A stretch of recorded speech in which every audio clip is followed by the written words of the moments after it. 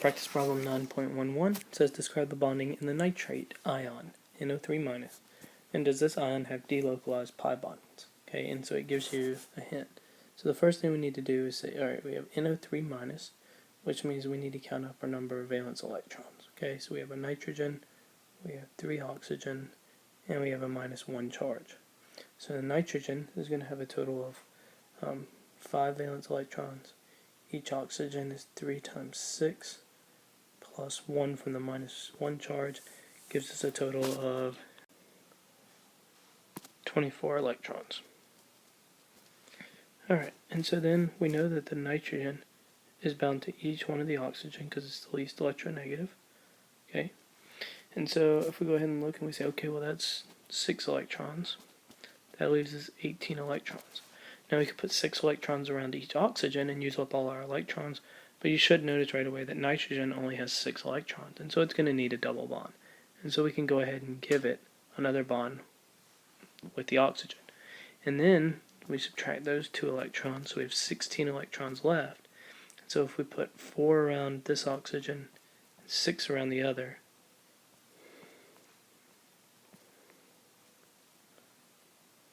it's a total of our 16. So we have 0 left.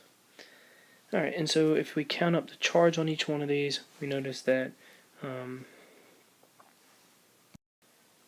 notice that the overall charge on this molecule is going to be -1 because the nitrogen has a +1 charge, our formal charge, while the 2 oxygens with 6 electrons around each are each going to have -1. So we have a total of a -1 charge.